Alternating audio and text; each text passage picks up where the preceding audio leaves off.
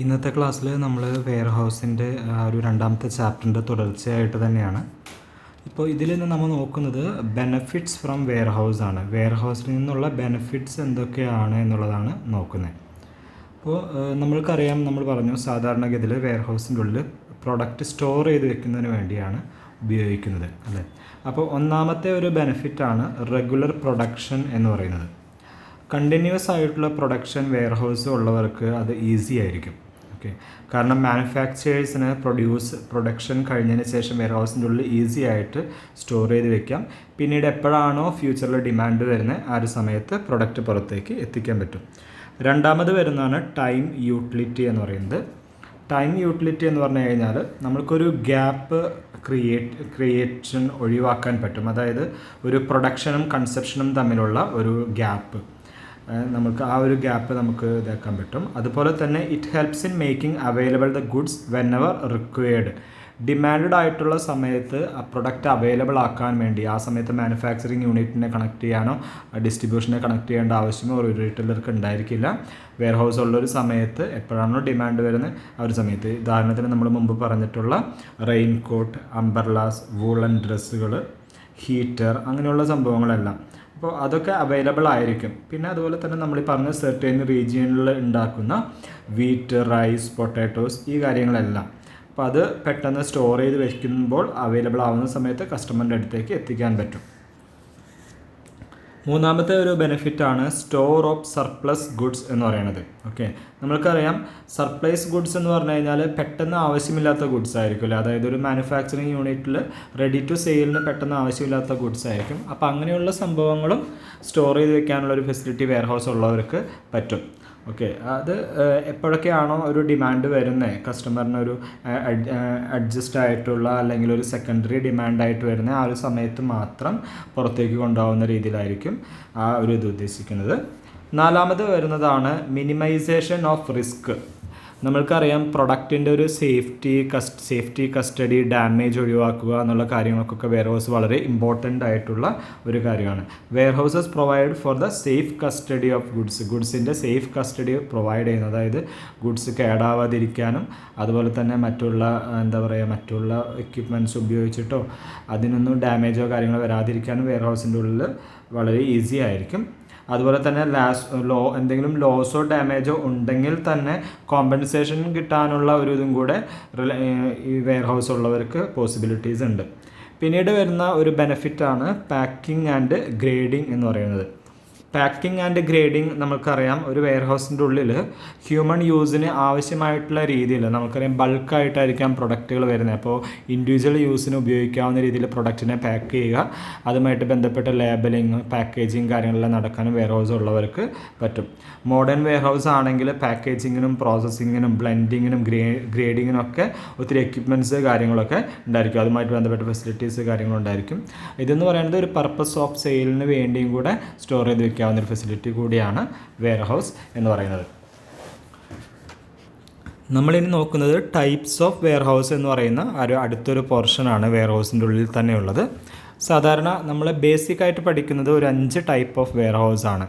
അതിൽ ഒന്നാമതായിട്ട് വരുന്നതാണ് private warehouse, 2 public warehouse, 3 government warehouse, 4 bonded warehouse, 5 cooperative warehouse.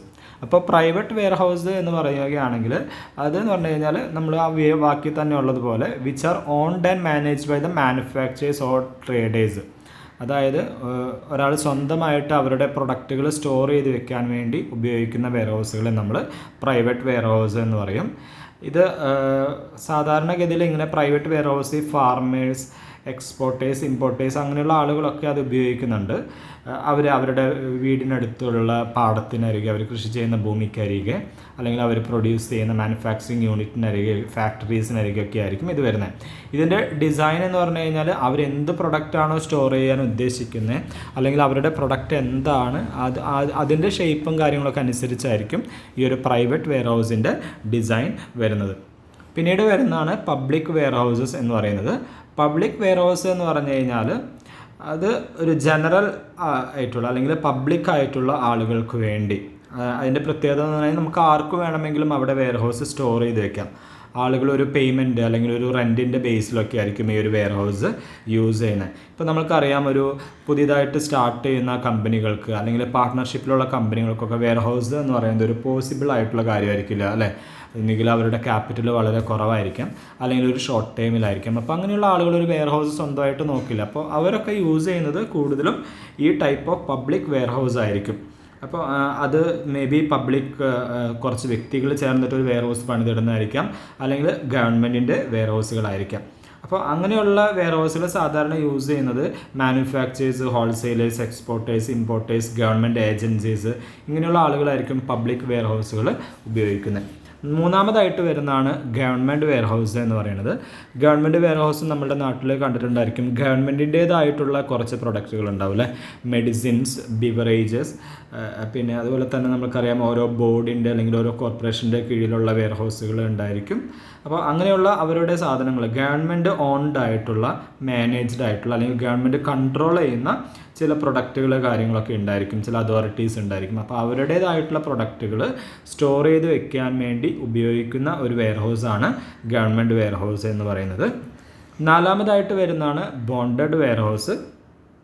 Bonded warehouse എന്ന് പറഞ്ഞു കഴിഞ്ഞാൽ ഈ വെയർ ഹൗസുകൾ സാധാരണ ഓൺ ചെയ്യുന്നത് അല്ലെങ്കിൽ മാനേജ് ചെയ്യുന്നത് ഗവൺമെൻറ് അല്ലെങ്കിൽ പ്രൈവറ്റ് ഏജൻസീസ് വഴിയായിരിക്കും. ഓക്കെ, ഇതൊരു പെർട്ടിക്കുലർ ലൈസൻസ് ഗവൺമെൻറ്റിൽ നിന്ന് എടുത്തിട്ടായിരിക്കും ഇവരിത് റൺ ചെയ്യുന്നത്. ഇതിൻ്റെ പ്രത്യേകത എന്ന് പറഞ്ഞു കഴിഞ്ഞാൽ നമ്മൾക്ക് ഡ്യൂട്ടി പേയ്മെൻറ്റ് കാര്യങ്ങളൊക്കെ അടയ്ക്കാതെ വരുന്ന വെയർ ഹൗസുകൾ ഉണ്ടായിരിക്കും അല്ലേ, അതായത് പ്രൊഡക്റ്റുകൾ ഉണ്ടായിരിക്കും. ഇപ്പോൾ ഒരു ഇമ്പോർട്ടഡ് ഗുഡ്സിൻ്റെ അല്ലെങ്കിൽ എക്സ്പോർട്ട് ചെയ്യുന്ന ഗുഡ്സിൻ്റെ ഡ്യൂട്ടി, ഇമ്പോർട്ട് ഡ്യൂട്ടി, അങ്ങനെയുള്ള കാര്യങ്ങളൊക്കെ പേയ്മെൻറ്റ് ചെയ്യുന്നത് വരെ നമ്മൾ സ്റ്റോർ ചെയ്ത് വെക്കുന്നുണ്ടാവും. അങ്ങനെയുള്ള പ്രൊഡക്റ്റുകൾ ഉണ്ടായിരിക്കും. അപ്പോൾ പേയ്മെൻറ്റ് ചെയ്ത് കഴിഞ്ഞാൽ ആ പ്രൊഡക്റ്റ് വിട്ട് കിട്ടും. അതൊരു കോൺട്രാക്ട് ബേസിലായിരിക്കും. അതല്ല എങ്കിൽ ഒരു പെർട്ടിക്കുലർ ടൈം പീരീഡിൽ ഒരു പൈസ കൊടുത്ത് കുറച്ച് നാളത്തേക്ക് വെയർ ഹൗസ് പ്രൊഡക്റ്റുകൾ സ്റ്റോർ ചെയ്ത് വെക്കുന്ന ഇതെന്ന് പറഞ്ഞു കഴിഞ്ഞാൽ ഇത് എന്തിനു വേണ്ടിയാണ് ഉപയോഗിക്കുന്നത് പറഞ്ഞു കഴിഞ്ഞാൽ, നേരത്തെ പറഞ്ഞു, ഇമ്പോർട്ടഡ് ആയിട്ടുള്ള ഗുഡ്സ് ഒരു നാട്ടിലേക്ക് വരുമ്പോൾ അതിൽ ഡ്യൂട്ടി പേയ്മെൻറ്റ് അടച്ചില്ലെങ്കിൽ ആ പ്രൊഡക്റ്റ് വിട്ടു കൊടുക്കില്ല അല്ലേ, ഗവൺമെൻറ് ഏജൻസീസോ അല്ലെങ്കിൽ പ്രൈവറ്റ് ഏജൻസിയോ അത് വിട്ടു കൊടുക്കില്ല. അപ്പോൾ ആ ഒരു ഇമ്പോർട്ടഡ് ഗുഡ്സിൻ്റെ ഓണേഴ്സിന്, അതായത് ഇമ്പോർട്ടേഴ്സിന്, അവർക്ക് ഈ ഒരു പ്രൊഡക്റ്റ് കൊണ്ടുപോകാനുള്ള പെർമിഷൻ ഉണ്ടായിരിക്കില്ല. അതായത് പോർട്ട് ആ പെർമിഷൻ കാര്യങ്ങളോ കൊടുക്കില്ല, ഡ്യൂട്ടി പേയ്മെൻറ്റ് അടച്ചാൽ മാത്രമായിരിക്കും കൊടുക്കുന്നത്. അപ്പോൾ അങ്ങനെയുള്ള സാഹചര്യത്തിൽ അവരുടെ പ്രൊഡക്റ്റ് സ്റ്റോർ ചെയ്ത് വയ്ക്കാൻ വേണ്ടി ഉപയോഗിക്കുന്ന ഒന്നായിരിക്കും ബോണ്ടഡ് വെയർ ഹൗസ് എന്ന് പറയുന്നത്. ഇത് ഡോക്ക് അതോറിറ്റീസ്, അതായത് പോർട്ടുമായിട്ട് ബന്ധപ്പെട്ട അതോറിറ്റീസൊക്കെ ആയിരിക്കും, പോർട്ടിനരികെയൊക്കെ ആയിരിക്കും ഇങ്ങനെയുള്ള വെയർ ഹൗസ് ഉണ്ടായിരിക്കുക. അഞ്ചാമത് വരുന്നതാണ് കോപ്പറേറ്റീവ് വെയർ ഹൗസ് എന്ന് പറയുന്നത്. കോപ്പറേറ്റീവ് വെയർ ഹൗസ് എന്ന് പറഞ്ഞു കഴിഞ്ഞാൽ ഏതെങ്കിലും ഒരു സൊസൈറ്റിയുടെ കീഴിലുള്ളതായിരിക്കും. നമ്മൾ കണ്ടിട്ടുണ്ടായിരിക്കും കോപ്പറേറ്റീവ് ഹോസ്പിറ്റൽ, കോപ്പറേറ്റീവ് ബാങ്ക്, അങ്ങനെയുള്ള ആൾക്കാർ. ഓക്കെ, അപ്പോൾ ഇത് വളരെ ഇക്കണോമിക്കലായിട്ടുള്ളതാണ്. ആ ഒരു കമ്മ്യൂണിറ്റി തന്നെ അല്ലെങ്കിൽ ആ ഒരു സൊസൈറ്റിയിൽ തന്നെ ഉള്ള ആളുകൾക്ക് ഇക്കണോമിക്കലായിട്ടുള്ള റേറ്റിൽ ആ വെയർ ഹൗസുകൾ ഉപയോഗിക്കാനായിട്ട് പറ്റും. അപ്പോൾ ഇത്രയാണ് വെയർ ഹൗസിൻ്റെ ടൈപ്സ് കാര്യങ്ങളൊക്കെ ആയിട്ട് നമുക്ക് വരുന്നത്.